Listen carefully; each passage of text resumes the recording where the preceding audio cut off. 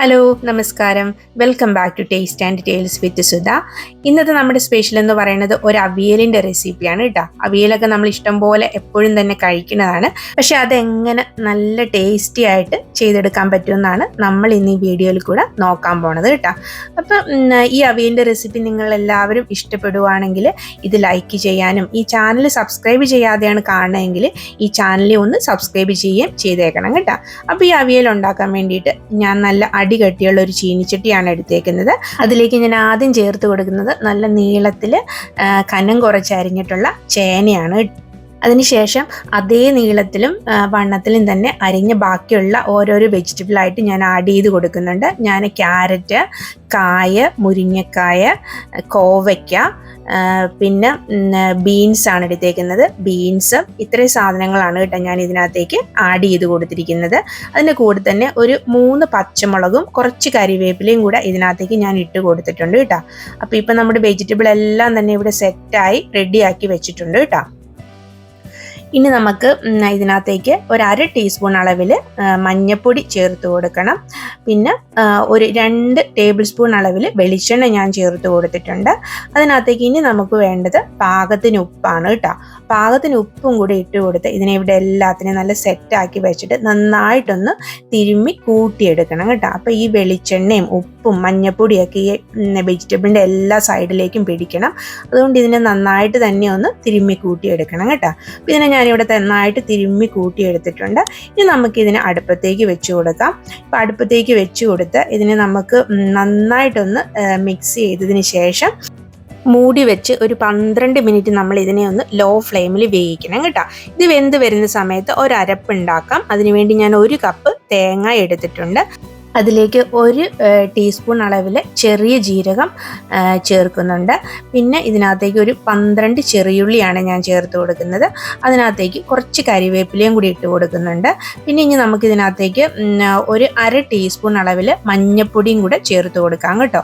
അപ്പോൾ ഇതെല്ലാം കൂടി ഇട്ടിട്ട് ഇതിനെ ഒന്ന് നമ്മളിത് ഇതുപോലെ ഒതുക്കിയെടുക്കണം കേട്ടോ. അരയ്ക്കരുത്, നന്നായിട്ട് അവിയലിൻ്റെ പരുവത്തിൽ ഒതുക്കിയെടുത്ത് വെക്കാവേ. ഇനി നമുക്ക് നമ്മുടെ അവിയലിൻ്റെ കഷ്ണം നോക്കാം. ഇപ്പോൾ ഇത് ഏകദേശം ഇവിടെ നന്നായിട്ട് തന്നെ വെന്ത് വന്നിട്ടുണ്ട് കേട്ടോ. അപ്പോൾ നോക്കിയേ, അടിയിലൊന്നും പിടിച്ചിട്ടില്ല. അടി കട്ടിയുള്ള പാത്രം ആയതുകൊണ്ട് അടിയിലൊന്നും പിടിക്കാതെ നമ്മൾ വെള്ളമൊന്നും ഒഴിച്ചിട്ടുണ്ടായിരുന്നില്ല. എന്നാലും ഇത് നന്നായിട്ട് ആവിയിലിരുന്ന് ഇത് വെന്ത് വന്നിട്ടുണ്ട് കേട്ടോ. അപ്പോൾ ഇനി ഇതിനകത്തേക്ക് നമ്മൾ ഈ അരച്ചു വെച്ചേക്കുന്ന അരപ്പ് നമുക്ക് ചേർത്ത് കൊടുക്കാം.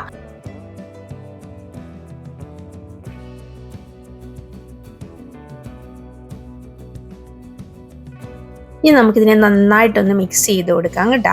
ഇനിയിപ്പോൾ ഇതിനെ നന്നായിട്ട് മിക്സ് ചെയ്ത് കൊടുത്തിട്ട് നമുക്ക് ഇതിനകത്ത് അരച്ച പാത്രത്തിൽ ഒരു 2 ടീസ്പൂൺ അളവ് മാത്രം വെള്ളം ചേർത്ത് അതും കൂടി ഒന്ന് ആഡ് ചെയ്ത് കൊടുക്കാം. ഇനി നമുക്കിതിനെ നന്നായിട്ടൊന്ന് മിക്സ് ചെയ്ത് കൊടുക്കാം കേട്ടോ. നന്നായിട്ടൊന്ന് മിക്സ് ചെയ്ത് കൊടുക്കണേ.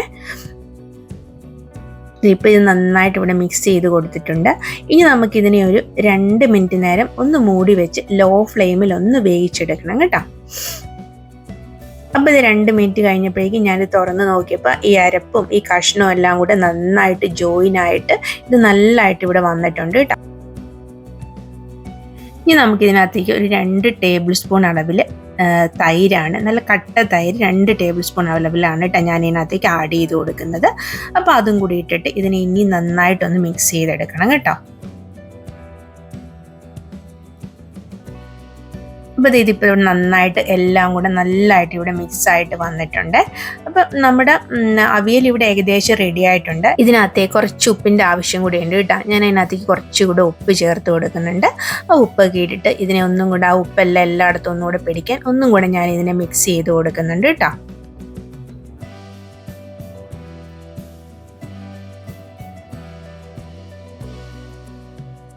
അപ്പം നമ്മുടെ അവിയൽ നല്ല സൂപ്പറായിട്ട് ഇവിടെ നല്ല സെറ്റായിട്ട് വന്നിട്ടുണ്ട് കേട്ടോ. ഇപ്പോൾ ഇതിനകത്തേക്ക് ഞാൻ 1 ടേബിൾ സ്പൂൺ അളവിൽ വെളിച്ചെണ്ണ ഒഴിച്ച് കൊടുത്തിട്ടുണ്ട്.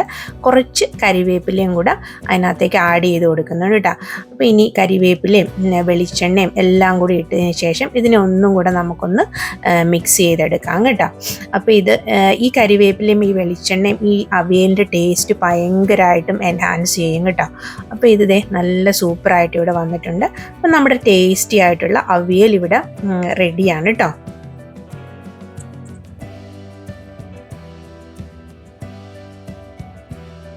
നമുക്ക് ഇനി ഇതിനെ ഒരു ഡിഷിങ് പ്ലേറ്റിലേക്ക് ഒന്ന് മാറ്റി വെച്ച് കൊടുക്കാം കേട്ടോ. അപ്പോൾ ഞാൻ ഇനി ഇതിനെ ഒരു ഡിഷിങ് പ്ലേറ്റിലേക്കൊക്കെ ഒന്ന് മാറ്റി വെച്ച് കൊടുക്കുന്നുണ്ട് ഇപ്പം. അപ്പോൾ ഇന്നത്തെ റെസിപ്പി എല്ലാവർക്കും തന്നെ ഇഷ്ടപ്പെട്ടിട്ടുണ്ടെന്ന് വിചാരിക്കുന്നു. എല്ലാവരും ഇതൊന്ന് ട്രൈ ചെയ്ത് നോക്കണം കേട്ടോ.